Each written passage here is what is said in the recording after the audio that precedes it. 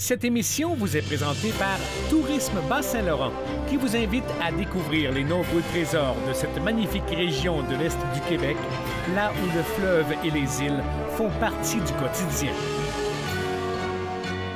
Et par Aviation MH de Rivière-du-Loup et son propriétaire Martin Yvon. Profitez des services de taxi aérien et d'introduction à la voltige. Survolez la région, seul ou entre amis. 88 894 7492. Ici Michel Hervé, bienvenue à cette émission des Îles au Trésor. Cette semaine, nous entamons notre série d'émissions à bord du traversier Trans-Saint-Laurent et qui relie les villes de Rivière-du-Loup et de Saint-Siméon. Un navire qui nous permet de découvrir ces îles qui jalonnent ce magnifique fleuve. Le capitaine Marc Ouellette nous dit ce que représentent les îles pour lui, en plus de nous faire vivre une croisière qui donne des points de vue uniques sur les îles. Le directeur général Serge Martin-Denis nous explique l'importance de la traverse. À chaque semaine, nous allons rencontrer nos collaborateurs Mireille Poulain avec sa chronique Go Oiseau, Jean-David Viel avec Écho du large, Karine Lebel et Marc Larouche nous feront découvrir de leur côté le Bas-Saint-Laurent. Tout le monde est prêt? On lève l'ancre!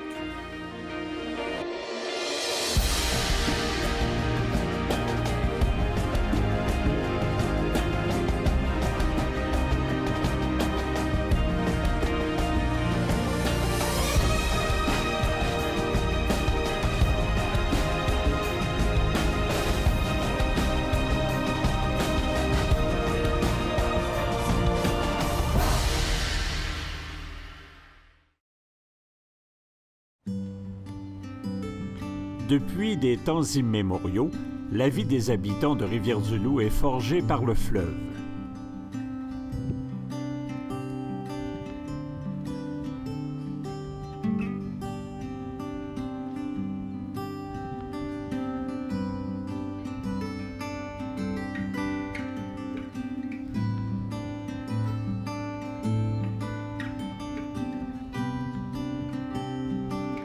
Le fleuve, c'est aussi ces magnifiques îles, dont plusieurs sont la propriété de la Société du Vénord.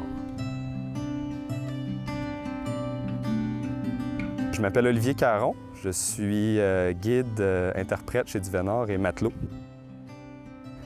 Du Vénord, en fait, c'est un organisme à but non lucratif d'abord, qui a été fondé pour la protection des milieux naturels du Saint-Laurent, donc les îles, dans la région de Rivière-du-Loup. Donc, Du Vénord a été fondé en 1979. Et la façon que les fondateurs, que le fondateur, M. Bédard, a choisi pour M. Jean Bédard pour protéger les îles, c'est de les acheter, tout simplement. Moi, je suis biologiste. J'ai travaillé sur les oiseaux marins toute ma vie. Et j'ai travaillé beaucoup en Alaska, dans la mer de Bering, dans la mer du Nord, en Australie. Mais j'ai toujours été fasciné par les oiseaux marins qui nichent aussi dans l'estuaire du Saint-Laurent. Puis il faut dire que la région de Rivière-du-Loup, c'est un peu ma patrie. Moi, je suis originaire du coin. J'ai été élevé sur la rue de la Cour. Donc, c'est un coin qui m'est cher. Alors, après que j'ai bourlingué un peu partout, je suis revenu m'installer dans la région pour des travaux de recherche. Et puis, c'est en faisant des travaux de recherche sur les éders à duvet, sur les belugas, que là, j'ai pris connaissance de ces îles-là que je ne connaissais pas. L'île aux Lièvres, les îles Pèlerins, c'est des îles admirables qui sont demeurées sauvages à travers toutes ces années-là. Et ça me tentait de les protéger pour qu'elles demeurent comme elles étaient. Et en fait, elles sont comme elles étaient au tout début de la colonie. Donc, la Société est devenue propriétaire de 8 îles dans le secteur de Rivière-du-Loup. Entre autres, l'archipel des Pèlerins, près de Saint-André-de-Kamouraska. Donc, c'est un archipel de 5 îles.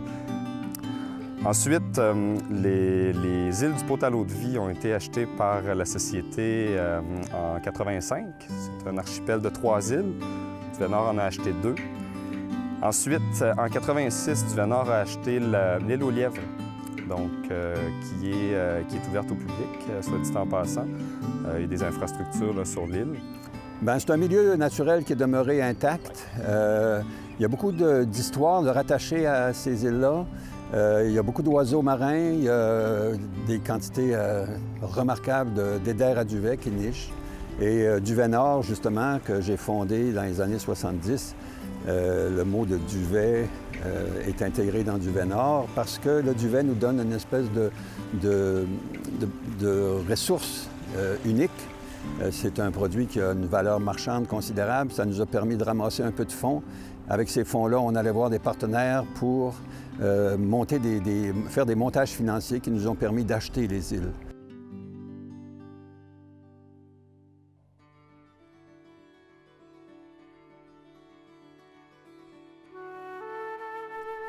Souvent, la première fois que le regard des gens s'arrête sur la beauté des îles du Saint-Laurent, c'est à bord du traversier qui relie Rivière-du-Loup à Saint-Siméon. Les îles aux lièvres, du Pot à l'eau-de-vie et l'archipel des pèlerins s'y laissent découvrir lentement et sous différents angles. La traverse fait partie du paysage de Rivière-du-Loup, de Saint-Siméon. Les gens qui viennent dans ces villes, ces municipalités, ces régions-là, c'est rare qu'ils viennent pas faire leur petit tour, même sur le quai, pour voir le navire arriver ou partir. Parce que le Trans-Saint-Laurent, c'est un navire qui a été construit en 1963. Clark opère la compagnie depuis 1929, mais depuis 1963 avec le Trans-Saint-Laurent.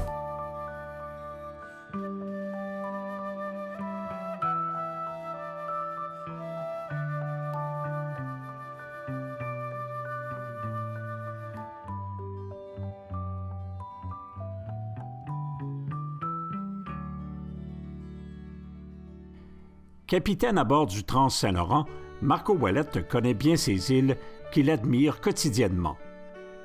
Bien, les îles, c'est des repères, c'est des marques. Ici, l'île aux Lièvres est au centre. Puis c'est vraiment, il faut la contourner sur notre route.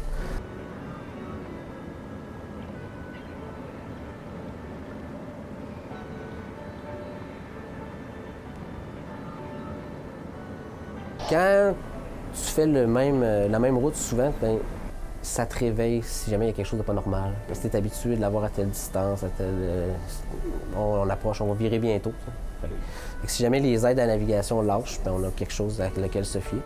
Ça crée une habitude. Quand tu es habitué, tu dis « Ah, je vais voir la pointe à telle heure ou à telle vitesse ».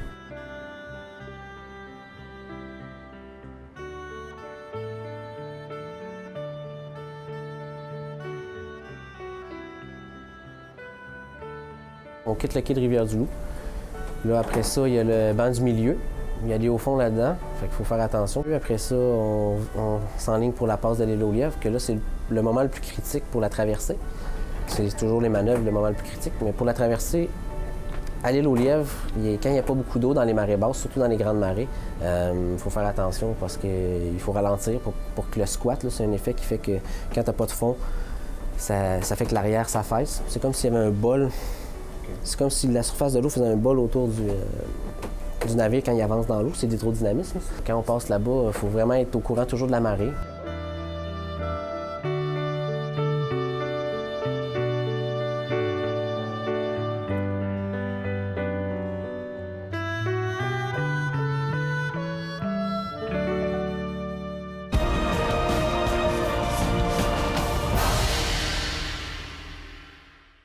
Les vêtements que porte Michel Harvey, animateur des Îles au Trésor, sont gracieusement fournis par le Centre Mode Beaulieu du 325 rue Témiscouata à Rivière-du-Loup, qui vous offre une vaste gamme de vêtements mode pour hommes, femmes et enfants pour toutes occasions.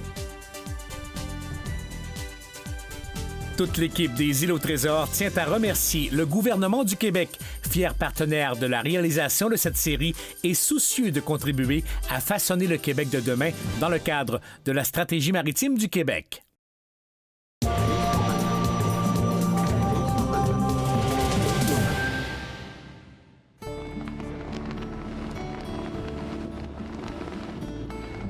À un moment donné, l'occasion d'être sur un bateau, c'est peut-être de nous ramener à quelque chose qu'on a perdu. Pendant longtemps, les gens se déplaçaient sur le fleuve. C'était la seule voie qu'on pouvait se déplacer de ville, de village en village. Les routes carrossables, ça n'existait pas. Aujourd'hui, on est beaucoup plus sur la terre ferme. D'être en bateau, ça nous permet un peu d'avoir un autre point de vue, ouais, et peut-être de revenir à ces origines-là. Par exemple, en face, il y a les îles Pèlerins qui sont là. les îles Pèlerins qui sont situées en face de Saint-André de Kamouraska. D'ici, on peut avoir une image qui nous montre vraiment comme, avec un peu d'imagination, quelqu'un qui est couché dans l'eau. Si vous regardez ça, vous avez du côté gauche la tête, le menton, vous avez les mains qui sont croisées sur la poitrine, puis le reste du corps, les jambes sont étendues. Il y a différentes légendes ou différentes histoires qui en viennent à expliquer le nom des îles Pèlerins. Il y en a une qui raconte que c'est peut-être justement des pèlerins des curés, des gens ou des Indiens, des Micmacs qui s'en allaient en pèlerinage à Sainte-Anne-de-Beaupré. Puis ils se sont fait prendre dans une tempête, puis ont accosté sur les îles le temps que le beau temps revienne pour reprendre leur périple. Il y en a d'autres qui sont plus rationnels que ça. On va juste dire qu'il y a des faucons pèlerins. Donc c'est juste pour ça que ça s'appelle les îles Pèlerins finalement. L'île aux Lièvres, qui est située à peu près dans le milieu du fleuve, entre Rivière-du-Loup et Saint-Siméon, c'est une île qui a été nommée comme ça par Jacques Cartier lors de son deuxième voyage d'exploration en 1535. Ils en ont profité pour accoster à l'île, passer une nuit à l'ancre et il y a des matelots qui sont descendus sur terre pour explorer ce territoire-là. Il y avait effectivement beaucoup de lièvres. À l'époque, on ne se cassait pas vraiment la tête pour nommer les endroits. Hein? Il y a des lièvres, c'est l'île aux lièvres. Donc, l'île aux lièvres, oui, qui a déjà été colonisée, pas vraiment colonisée comme telle, mais il y a eu de l'activité forestière qui a été faite. Il y a des chemins qui existent, qui sont des sentiers maintenant pour faire la randonnée, pour explorer ce territoire-là. On peut, partant du site d'accostage du Vénard, se rendre jusqu'à l'extrémité ouest de l'île. Il y a un terrain de camping sauvage qui est là. Donc, lorsqu'on est sur le NM Trans-Saint-Laurent, on a la chance justement d'approcher cette pointe ouest-là lorsqu'on va faire le trajet. Et en étant sur le bateau, on peut facilement se projeter sur la pointe. On peut avoir la sensation de grandeur et de solitude qui peut nous habiter lorsqu'on est à cet endroit-là.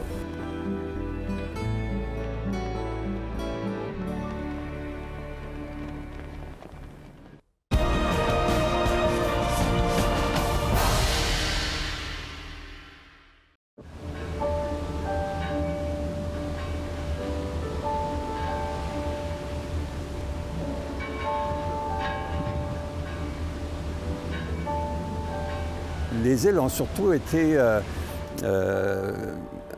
pas occupées vraiment par la colonisation parce que c'est des milieux très rocailleux, très difficiles. Mais il y a eu quand même des tentatives de colonisation sur l'île aux Lièvres. Le seigneur Fraser, qui était propriétaire, cédait des droits d'occupation à des colons, surtout de la région de Rivière-du-Loup, mais Saint-Antonin, Saint-Alexandre, pour établir des campements l'été, faire de la pêche au hareng, couper du bois de chauffage. Et ces gens-là payaient leurs droits d'occupation, payaient le seigneur avec du bois de chauffage ou des espèces. Et il y a aussi les pèlerins sur lesquels il y a eu un phare dans les années 1860. Et à cause de la proximité des pèlerins de Saint-André, c'est devenu comme une espèce d'extension du village. On a des photos où les gens de Saint-André débarquent au phare et les madames en robe longue avec des chapeaux et des images de réception de noces qui se tiennent sur le phare du Long Pèlerin. Dans le cas du phare du Pot à l'eau-de-vie, il était davantage rattaché à Rivière-du-Loup, mais là aussi, c'est depuis 1860 qu'il y a un phare et qu'il y a donc ce lien privilégié entre Rivière-du-Loup et le phare. Mais moi, je m'intéresse aussi à ce qui s'est passé avant 1860. Et dans le cas du Pot à l'eau-de-vie, il y a déjà eu une station de pilotage. Alors, les pilotes débarquaient au Pot à l'eau-de-vie ou embarquaient au Pot à l'eau-de-vie sur les navires montants ou descendants, selon le cas, et attendaient ensuite un nouveau navire pour pouvoir aller exercer les fonctions de pilote à bord. Donc, il y a toute une histoire extrêmement intéressante. Il y a des histoires de chantiers aussi, chantiers forestiers sur l'île aux Lièvres dans les années 20 dans les années 50. Alors, je suis en train de rebâtir cette histoire-là. Je ne suis pas un historien, mais j'ai glané beaucoup d'éléments. Le directeur général de la traverse Rivière-du-Loup-Saint-Siméon, Serge Martin-Denis, constate que de plus en plus de gens utilisent les services du traversier, non seulement pour passer d'une rive à l'autre, mais aussi pour effectuer une véritable croisière, question de prendre le temps d'admirer le paysage environnant, ce paysage unique au monde, incluant évidemment les îles du Saint-Laurent. Le Trans-Saint-Laurent transporte au-dessus de 140 000 passagers par année, plus de 50 000 autos, plus de 4 000 camions. Au total, motos, motorisés, roulottes, tout compris, on parle aux alentours de 80 000 véhicules transportés annuellement. On offre un paysage à couper le souffle, donc on a décidé de développer autour de la croisière. Donc, depuis quelques années, on offre une croisière aller-retour. On a investi 8 millions de dollars dans l'espace client pour améliorer l'expérience client. On a refait le salon, on a refait le bar, le restaurant, les salles de bain, la garderie. On parle de croisière. C'est déjà une croisière sur le Saint-Laurent de Deux-Rives. C'est tellement agréable. Peu importe le moment de la journée, peu importe le jour de la semaine, c'est toujours... C'est une façon de voir défiler les saisons aussi, parce que de manière traditionnelle, l'ENM Trans-Saint-Laurent arrive le Jeudi Saint au printemps, et ça, c'est un incontournable, et navigue jusqu'à la fin décembre, début janvier. Donc, on voit le printemps, l'été, tranquillement pas vite, l'hiver s'installer. Ça fait partie de notre vie, l'ENM Trans-Saint-Laurent. Ici Mireille Poulain, bienvenue à la chronique Go Oiseaux. Aujourd'hui, nous parlons des haltes migratoires des oiseaux de rivage le long du fleuve.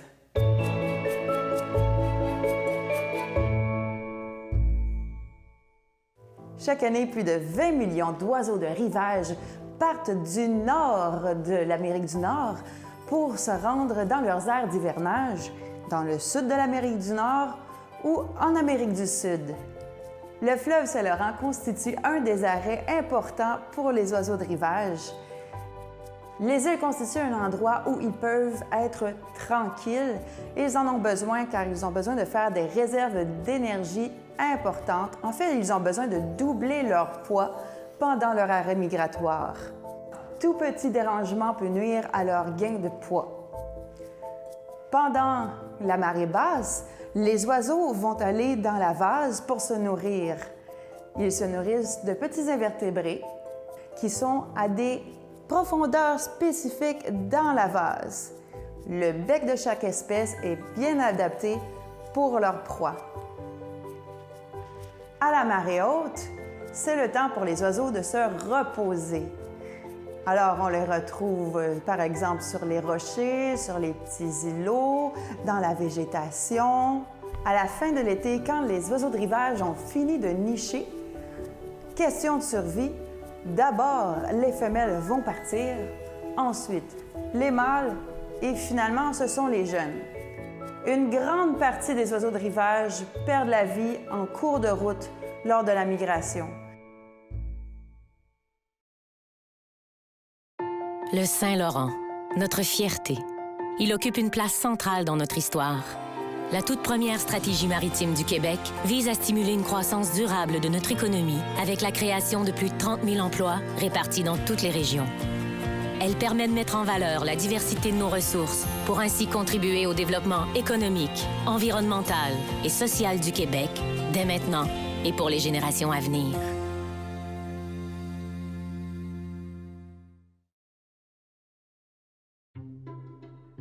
Natif de Rivière-du-Loup, le député ministre Jean Damour connaît bien ces îles. Moi, si j'avais à émettre un souhait ce matin, je souhaite que tous les Québécois aient l'occasion au moins une fois dans leur vie de visiter les îles, de s'arrêter, d'aller faire le tour, de constater la vie naturelle qu'on a au niveau des espèces, les oiseaux qu'on y retrouve, l'histoire des îles, parce qu'à chaque île a son histoire. Alors, le souhait que je caresse, c'est que les Québécois puissent découvrir chacune de ces îles, puissent faire un arrêt, l'île aux Basques, les îles du Vénard, bref, faire un tour d'horizon. On découvre des choses qui sont magnifiques. Ça fait partie de la richesse globale.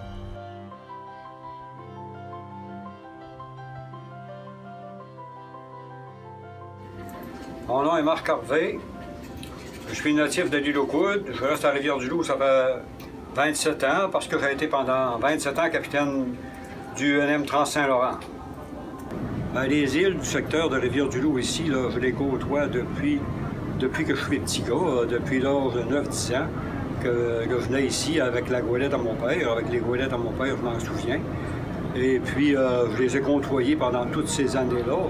Et puis, c'est toujours pour moi, 55 ans après, c'est encore des îles que je trouve d'une grande beauté. C'est un beau paysage que je ne me tente pas de regarder. L'île aux Lièvres, l'île aux Fraises, l'archipel des îles Pèlerins, l'île Blanche, les forts qu'il y a ici, ça me rappelle tellement de souvenirs. Je vais m'en rappeler tout le temps de ma vie.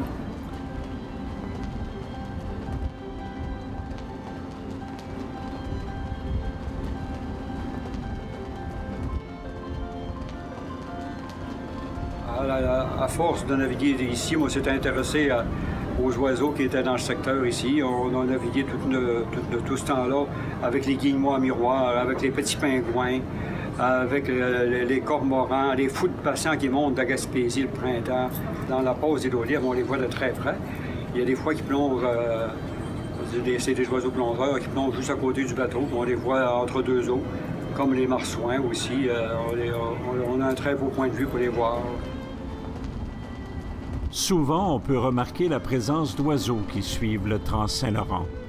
La présence des goélands, au départ et à l'arrivée du bateau, c'est les hélices provoquent une remontée à la surface de des sédiments, de toutes sortes de choses qui les attirent. Puis il y a des éperlants, puis il y a des capelans qui passent dans les hélices, puis qui se ramassent à la surface de l'eau. Mais la vue d'un goéland, la vue d'un cormoran, c'est une vue très perçante.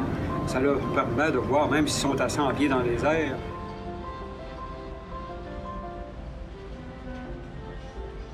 Le fleuve fait partie de notre vie. Et ce que je souhaite comme ministre responsable du développement maritime, c'est développer nos accès au fleuve pour le citoyen, le faire découvrir. Comme par exemple, on est à Rivière-du-Loup, autour de nous, on veut aménager éventuellement un carrefour maritime. Un carrefour maritime, c'est une expression qui ne dit pas grand-chose, mais qu'est-ce que ça va être? Ça va être un lieu de découverte, un lieu à partir duquel on va pouvoir observer nos couchers de soleil parmi les plus beaux dans le monde. C'est un lieu qui va nous permettre d'aborder une croisière pour aller voir soit les baleines ou encore visiter nos îles. On en parle depuis tout à l'heure. C'est notre lien direct avec Charlevoix. Alors, c'est tout ça qu'il faut consolider et faire découvrir aux Québécois, mais faire découvrir aux Canadiens, faire découvrir aux Américains, aux gens de l'Europe. Moi, le fleuve, j'ai le goût de le partager. J'ai d'abord le goût de le protéger sur le plan environnemental. Il faut en prendre soin. C'est notre plus grande richesse collective au Québec.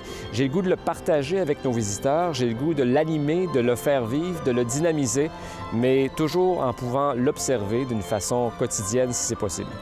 Bâti en 1963, le Trans-Saint-Laurent a plus de 50 ans. L'entretien dont il est l'objet annuellement durant ces 2 mois d'arrêt entre janvier et le Vendredi saint lui permettra encore longtemps d'offrir à ses passagers cette vue unique sur le fleuve et ses îles. On part pour Québec pour faire la réfection, la mise à niveau, les réparations nécessaires du navire à l'hiver. Dans le fond, le bateau il a été rénové au complet. À chaque année, on investit des gros montants.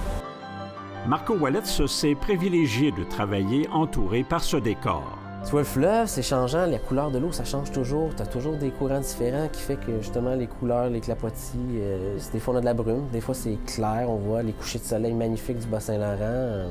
C'est sûr que vous allez juste regarder dehors. J'ai le plus beau bureau du monde.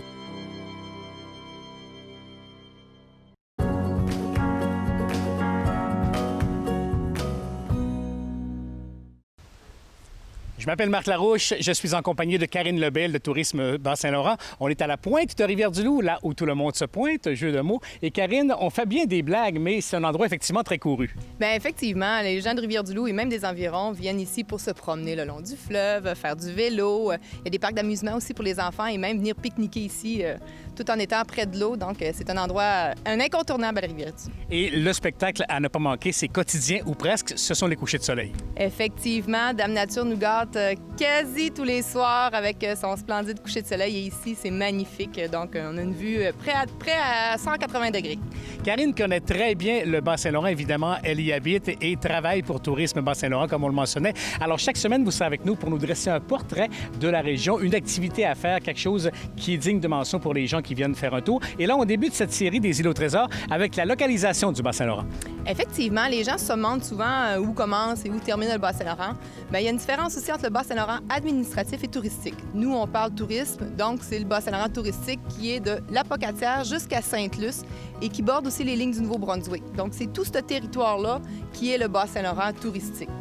Alors, on parle évidemment de divers secteurs, diverses routes aussi qu'on peut y traverser. Bien oui, effectivement. Pour avoir accès au Bas-Saint-Laurent, bien, on a effectivement l'autoroute 20 et une route qui est très achalandée aussi, c'est la 132, la route 132, qui longe le fleuve. Donc, on a accès aussi par les traversiers. Il y en a un à Rivière-du-Loup, vous en avez un à Trois-Pistoles, à Rimouski et même le nouveau de Matane aussi, qui n'est pas négligé. C'est ce qui complète cette première émission, en espérant que ça vous a plu. Ici Michel Hervé, merci d'avoir été là. À la semaine prochaine et bon vent!